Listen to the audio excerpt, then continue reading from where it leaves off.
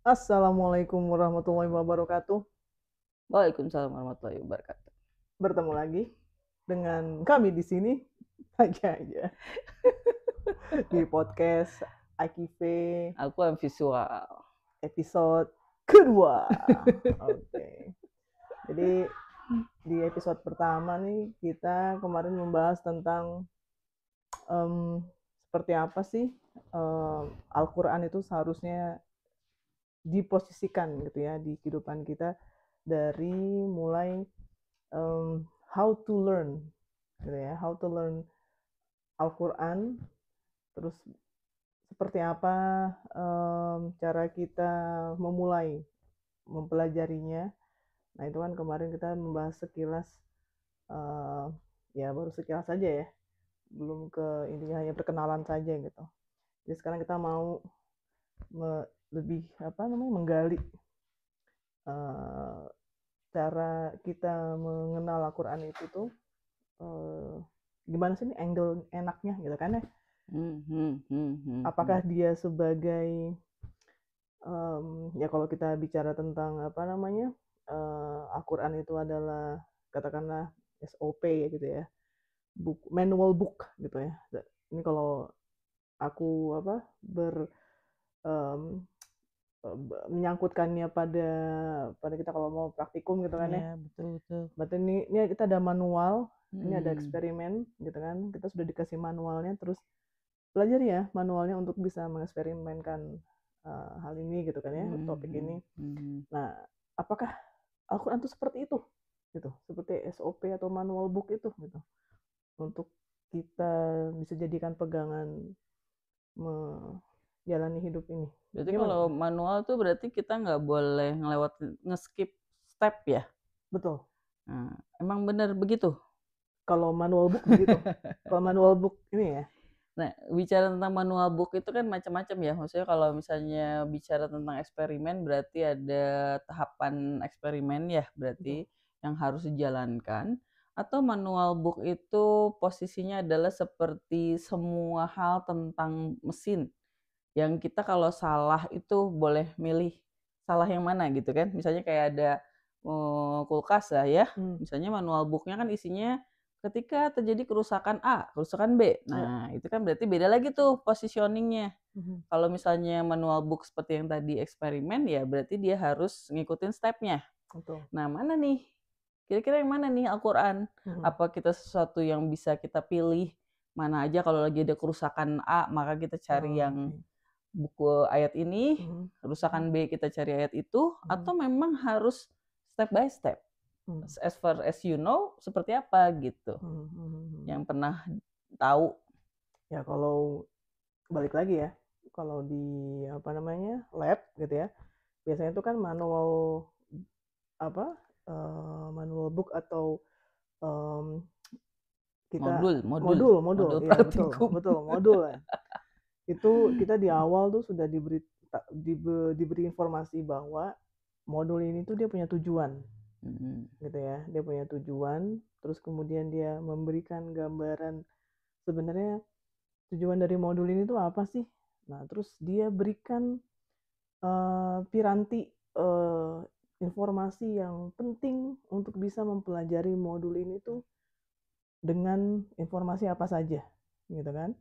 Lalu kemudian dia akan memberikan lagi tuh uh, entah itu rumus gitu ya, entah itu apa, untuk bisa memecahkan hal yang menjadi masalah tadi dalam modul ini untuk bisa memenuhi tujuan di awal tadi, seperti itu. Dan dari situlah nanti kita melihat, oh ternyata seperti ini ya kalau dikerjakannya sesuai dengan perintah modul tadi. Iya, iya, iya, iya. Maka hasilnya itu sebenarnya sudah ada sih gitu ya. Si pembuat modul ini udah tahu sih sebenarnya hasilnya tuh Iya, iya, iya, seperti iya. apa gitu. Iya, Tapi betul, betul, kemudian betul. ya tadi kan ya, Iya, si iya, iya. praktikannya sendiri aja tuh yang harus pintar-pintar membaca modul. Iya, jadi memang ya sebetulnya mirip lah ya. Intinya memang ya kalau misalkan praktikum memang kehidupan ini nggak jauh dari praktikum. Betul. Ya, laboratorium kehidupan itu kan kayak lab aja gitu, bahwa kita doing something yang memang told gitu ya, to be doing tuh. Jadi kita memang ngikutin modul ya, benar, itu juga benar. Satu pihak bahwa manual book dalam konteks ketika jadi kerusakan harus begini harus begitu juga ada benarnya juga. Nah, yang jadi masalah sebetulnya yang menjadi menarik adalah kenapa ya manusia butuh manual book? Oke. Kenapa kira-kira? Karena banyak hal yang ada di depan dia itu ya tadi. Apa? Nggak tahu kita, karena kita banyak nggak tahu. Betul. Nah, ini kan menjadi menarik gitu. Permasalahan manual book ini yang memang nantinya membawa kita ke esensi Al-Quran itu apa sih dan untuk apa. Kalau misalnya kita bilang bahwa kebanyakan manusia yang ya katakanlah tidak menerima esensi kitab suci ya, tidak menerima perintah Tuhan, karena dia merasa bahwa hidup itu nggak perlu manual book. Hidupnya jalan aja, nanti ketubruk ya perbaiki kesalahannya. Jadi kenapa harus selalu benar sih? Kenapa sih harus ada tuntutan? Justru yang menarik dari hidup itu adalah ketidaktahuan itu. Kita berjalan sesuai dengan eksperimental masing-masing ya. Nah, itu kan akan memicu, iya benar juga, kenapa sih kita butuh manual book gitu. Oke, misalnya kalau kita, lah tapi kan nanti kamu nabrak-nabrak. Emang apa salahnya dengan nabrak? Ya makanya gini ya, jadi kalau kita memahami bahwa kehidupan ini kan, kenapa sih harus settle up gitu ya? Kenapa harus sempurna? Kenapa harus ya sesuai dengan tuntutan dan tuntunan gitu? Padahal kalau kita sendiri menjalani kehidupan nggak pernah ya. Maksudnya kita sendiri kan membebaskan diri untuk bereksperimen. Ya nanti kan kita juga tahu dengan perjalanan bahwa oh makanan ini beracun, makanan ini tidak beracun, ini baik atau untuk manusia ini tidak baik, dan itu terus berkembang. Jadi pertanyaannya adalah kenapa sih harus segitu sempurnanya? Kenapa kira-kira? Maunya apa sih? Tuhan maunya apa sih gitu? Kenapa manusia tuh harus perfect gitu? Kenapa harus bagus?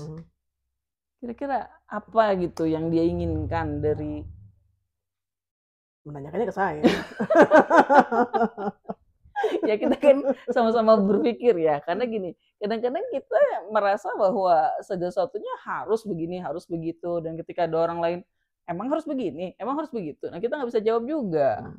Nah jadi kan kita harus berpikir ulang tentang sesuatu hal agar kita juga menganggap bahwa yang kita lakukan itu memang sesuatu hal yang masuk akal dan efektif gitu kan. Nah jadi kalau memang kita berpikir tentang hidup manusia yang sangat singkat, maka kita harus memikirkan kenapa sih hidup manusia sesingkat itu. Baik lagi ke tadi, jadi kalau kita berpikir bahwa oh boleh dong kita milih-milih, kita coba-coba aja, kita jalani hidup apa adanya, nanti juga akan ada orang-orang selanjutnya setelah kita yang memperbaiki kesalahan-kesalahan kita. Tapi yang jadi masalah, kenapa manusia hidupnya sangat singkat?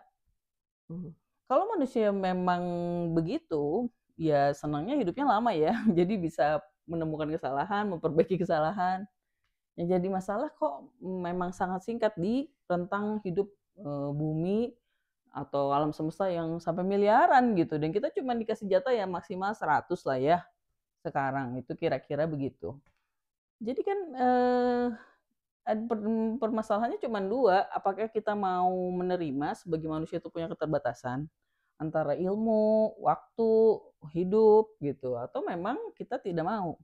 Jadi memang pada dasarnya kalau kita berpikir ke seluruh kehidupan, Tuhan itu memang ada kepentingan ya. Dia punya kepentingan agar manusia sesingkat-singkatnya menyadari betapa berharganya hidup ini.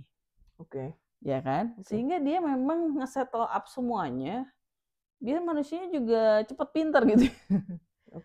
Jadi manusia tidak dibiarkan mencari tanpa tuntunan, karena ya memang waktu yang diberikan sangat singkat. Mirip seperti kamu main game. Karena saking cepatnya main game, kamu harus memutuskan apa kamu mau game over atau lanjut ke babak selanjutnya. Caranya apa? Ngikutin clue-nya, ngikutin bahkan kamu ngikutin pendahulu kamu ya, misalnya nonton YouTube-nya dulu nih biar nggak kalah gitu kan ya, atau baca manual book-nya. Nah seperti itu. Karena kita pengen pas kita main tuh nggak cepet mati, nggak cepet kalah gitu kan. Makanya ketika sebetulnya berarti ada keinginan dari yang menciptakan dunia ini, manusia ini cepet pinter. Optimize. Iya betul. Gitu ya? Jadi hidup tuh memang sedikit tapi maksimal gitu, optimal dan bisa memanfaatkan waktu yang sedikit itu dengan sesungguh-sungguhnya. Tapi kalau dipikir gitu ya, maksudnya naif nggak sih? Naif nggak kita bertanya bahwa apa yang Tuhan inginkan itu naif nggak sih? Oke, bentar. Naifnya apa nih? Ya naif gitu, pengen manusia itu cepet pintar gitu ya. Kan padahal manusia itu lambat ya, dan sangat berproses sangat lama gitu ya. Kalau kita mikir kita kesel dengan misalnya kenapa sih bangsa Indonesia tuh nggak maju-maju padahal udah berapa puluh tahun merdeka masih gini-gini aja. Nah, sebetulnya kan manusia juga menginginkan perubahan yang cepat. Jadi sebetulnya tidak naif ya bahwa kebanyakan manusia juga ingin kehidupan yang cepat tapi optimal ya karena keterbatasan waktu ya. Jadi benar ya sebenarnya manusia itu sebenarnya pengen yang instan aja sebenarnya. Betul. Oke. Jadi nggak salah juga kan kalau Tuhan ngasih clue tentang hidup ini harus optimal, harusnya gini, harusnya begitu gitu ya. Tapi memang semua akan balik lagi ke masalah apakah kita diciptakan? Apakah ada Tuhan? Kalau iya, apa tujuannya? Gitu kan kita diciptakan. Iya gitu. Kayak tanda kutip Tuhan kurang kerjaan, gitu ya. Seakan-akan seperti itulah. Iya, emang benar sih. Emang benar. Tapi justru ya menariknya di zaman ini masalah ketika manusia sudah hampir menyamai Tuhan gitu dengan AI-nya, dengan kemajuan teknologinya, kita akan bisa merefleksi hal-hal seperti itu kepada diri kita sendiri. Kenapa manusia menciptakan AI? Kenapa manusia menciptakan robot? Manusia kurang kerjaan. Ya emang.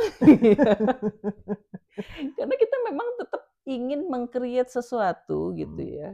Pengen menciptakan sesuatu yang setara dengan kita, yang bukan kita tapi setara, tapi juga bisa disuruh ngerjain sendiri kerjaannya tanpa disuruh-suruh, itu kan AI ya. AI itu berarti kan konteks bahwa sudah menjadi robot yang bisa berpikir sendiri. Kalau robot sih udah lama ya, manusia udah bisa bikin robot. Tapi robot yang bisa berpikir sendiri kan baru sekarang.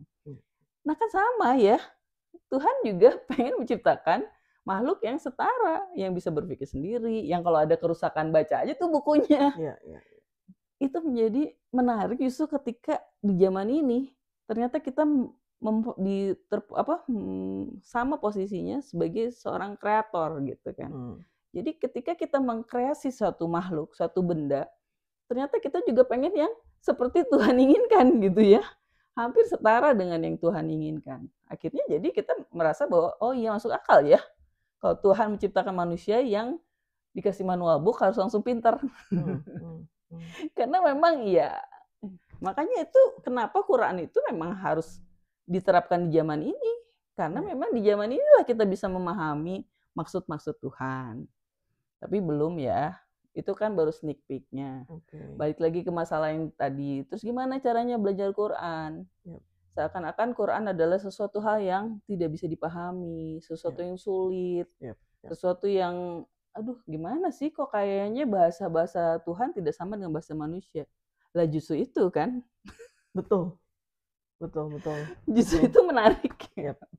Kalau bahasa Tuhan sama seperti bahasa manusia, ya itu berarti buatan manusia. Berarti itu buatan manusia. Nah, justru kenapa kita sulit memahami Al-Quran karena memang dia tidak menggunakan bahasa yang sama dengan bahasa manusia. Oke, ini menarik nih.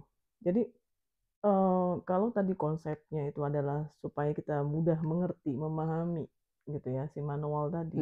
Gitu. Lalu kemudian ini kalau aku nge-counter balik nih, kenapa tadi dibuat mudah sih bahasanya? Iya. Kan? Padahal tadi tujuannya adalah untuk memahami bisa hidup. memahami hidup dengan efektif, Iya, efisien, betul, optimize gitu kan. Nah, itu tuh how. Kenapa kok jadi susah? Nah, Kenapa sulit dipahami? Kenapa harus pakai bahasa Arab? Iya, betul. Bahasa Arab tuh susah. Betul. Tapi gini, maksudnya bahwa Al-Quran ini kita lihat, kita pandang dia sebagai guide, life guide gitu ya, manual book. Iya. Kita tuh itu dulu pertama kali ya. Enggak juga Enggak sih, juga? enggak juga. Oh, Enggak apa-apa, oke. kita bebas aja. Kita berpikir enggak harus di apa ya? Kungkung sama dikungkung aja. Udah kita harus tetapkan dulu bahwa ini adalah manual book dari Tuhan. Tuhan kita harus terima dulu, enggak. Justru kita se-fluid itulah berpikir ya, karena kita berpikir juga bebas, maka kita juga akan santai gitu. Tapi kalau kita mikirnya, aduh gimana dong, gimana ini, gimana kita nggak ngerti, nah kan jadi beban ya. Tapi karena kita mikirnya ya udah kita coba aja gitu, kita coba aja dulu. Sama seperti ditawarin buku, nggak suka baca buku ya, ditawarin film Korea. Salah ngambil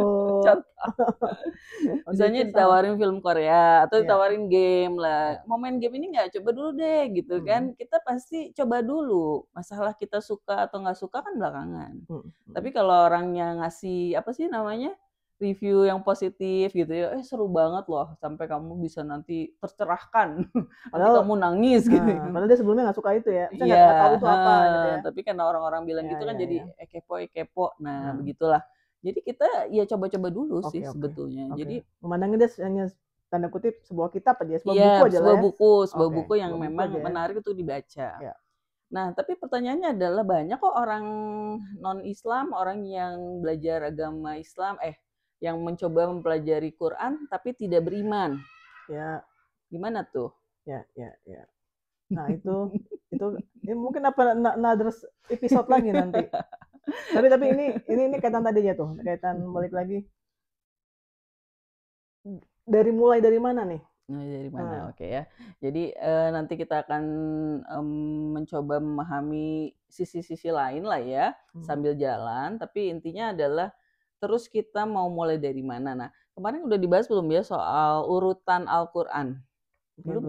Belum ya? Nah, pertanyaannya adalah kalau kita bertanya tentang urutan Al-Quran, apakah urutan Al-Quran yang sekarang, yang dari Al-Fatihah sampai Anas itu benar-benar dari Tuhan, atau cuman sahabat yang menyusun? Taunya sebatas ini, sejauh ini apa tentang urutan Al-Quran? Urutan kalau aku itu nggak tahu ya, ngeblank. Tapi kita tahu bahwa memang urutan Al-Quran yang beredar luas pasti dari Al-Fatihah sampai Anas, dan itu udah settle up. Dan kita tahu juga bahwa Rasulullah tidak diturunkan urutannya sama seperti itu. Jadi itu yang jadi pertanyaannya adalah mengapa urutan Al-Quran di zaman kita berbeda dengan urutan Al-Quran zaman Rasulullah. Atau zaman ketika wahyu itu diturunkan. Ya, ketika wahyu itu diturunkan, Rasulullah tidak menggunakan urutan yang sama. Nah, kalau kita berpikir bahwa itu adalah hanya sekadar susunan dari sahabat, maka kita bisa jadi terjebak ke satu permasalahan, Al-Quran itu boleh dipelajari secara acak. Tapi kalau kita memahami bahwa Al-Quran itu memang diurut berdasarkan tuntunan Allah langsung dari Rasulullah, misalnya ada dalam satu tafsir menyatakan bahwa setiap ayat itu turun, ada satu ayat turun, maka Rasulullah akan memerintahkan para sahabat untuk menyimpannya di antara ayat ini dan ayat itu. Berdasarkan petunjuk Allah. Nah, jadi kalau kita misalnya meyakini bahwa urutan Al-Quran itu memang harus begitu dan dipelajari, maka kita juga bertanya-tanya, kenapa? Apakah itu berarti kita harus mempelajari Al-Quran dari awal sampai akhir? Gitu. Kalau misalnya kita yakin bahwa memang urutan itu Allah yang memerintahkan, berarti kita nggak boleh ngacak-ngacak Quran. Kita harus runut gitu ya? Iya, harus runut. Karena kebanyakan orang mengatakan bahwa boleh ngacak aja. Buka aja kalau lagi galau tuh, dibuka aja. Dibuka tiba-tiba kebukanya ayat 6, surat ke-6 ayat 12. Oh, berarti itu jawaban dari permasalahan kamu. Iya kan, begitu. Apakah sesimpel itu? Gitu. Berarti itu ngacak-ngacak Al-Quran ya? Atau kita pengen belajar dari yang surat pendek-pendek surat pendek aja karena lebih sederhana. Apa boleh begitu? Nah, kalau kita percaya bahwa urutan itu tidak pernah di seluruh dunia sama, dan dari sejak zaman Rasulullah memang diurut begitu, dan itu Rasulullah sendiri atas petunjuk Allah, maka kita pun harus belajar dari awal. Oke. Nah, gitu. Oke. Yang pertama runutannya ya. Iya. Jadi kalau kita mau benar-benar yakin mau mulai mempelajari Al-Quran, ya harus dari depan. Oke. Nah, apakah itu benar-benar sesuai dengan yang, maksudnya apakah memang itu berarti setiap susunan Al-Quran itu saling nyambung? Dari sini, dari Al-Fatihah, Al-Baqarah nggak boleh dipisah, saling menguatkan atau enggak, ya itu yang nanti kita akan buktikan gitu ya. Tapi berarti kita memang harus mulai dari Al-Fatihah ke Al-Baqarah, Ali Imran, dan selanjutnya gitu. Itu aja dulu kali ya, yang sebagai suatu gambaran bahwa kalau kita memang benar-benar ingin mempelajari Al-Quran, maka kita harus memulai dengan urutan yang sesuai dengan apa yang telah Allah gariskan, walaupun itu berbeda dengan urutan yang Rasulullah dulu turunkan ya Al-Qurannya. Turunkan ke beliau. Karena banyak orang yang akhirnya belajar sesuai dengan urutan Rasulullah ya. Ayat-ayat Makkiyah dulu, lalu ayat Madaniyah gitu. Jadi udah lagi ya, sebentar ya. Jadi di episode ini kita lock dulu gitu ya. Pakai batuk lagi. Kita lock bahwa bahasannya kita sepakati dulu bahwa dalam mempelajari Al-Quran ini dia sebagai buku gitu ya, yang memang kita mengkajinya itu dari runutan berdasarkan surat yang sudah sudah ada sepakati sekarang seluruh gitu ya. Ulama. Betul. Artinya dari Al-Fatihah sampai Anas. Seperti itu. Tapi seperti apa nanti kita menggalinya lebih jauh, nanti tunggu di episode ketiga. Ya guys. Insya Allah. Wassalamualaikum warahmatullahi wabarakatuh. Waalaikumsalam warahmatullahi wabarakatuh.